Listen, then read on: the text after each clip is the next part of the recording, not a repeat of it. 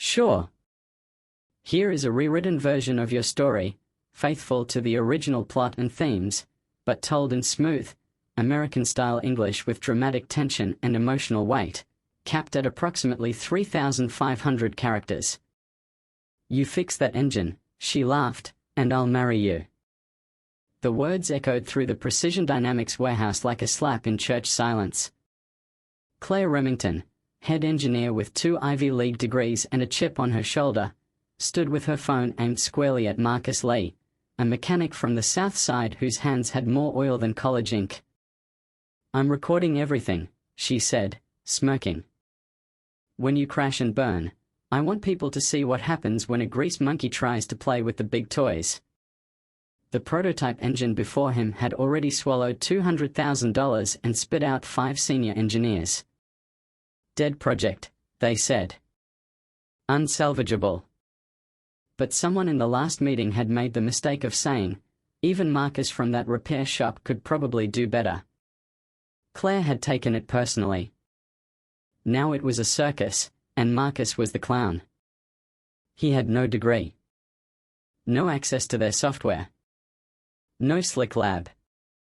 Just his hands, his instinct, and a decade of figuring things out without a manual. Claire stood in red heels, orchestrating the humiliation like a symphony.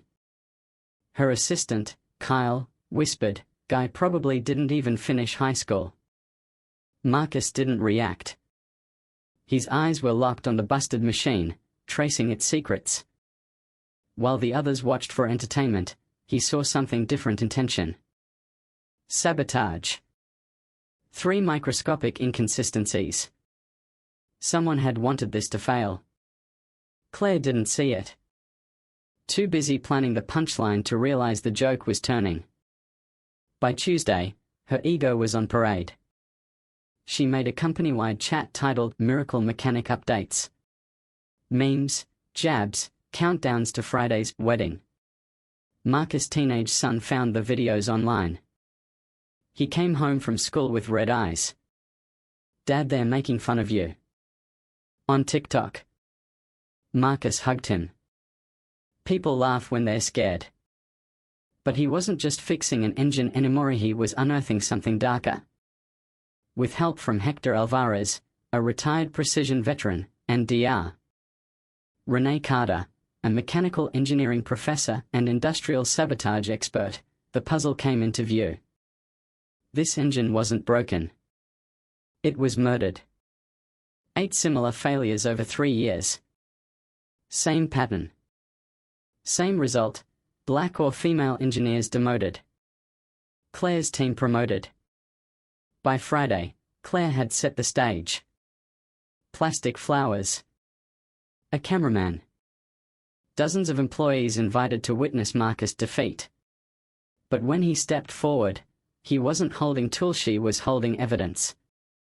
He connected his phone to a projector. Photos.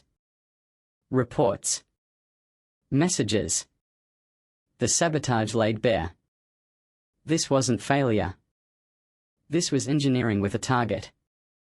Gasps. Shuffling feet. Claire turned pale. "You're bluffing." Then Dr.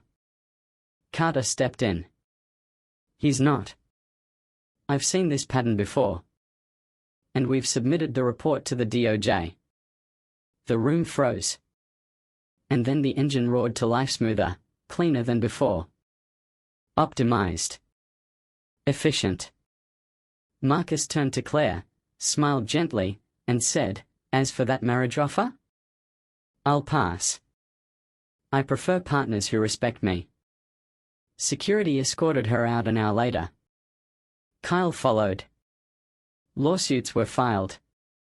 Careers shattered.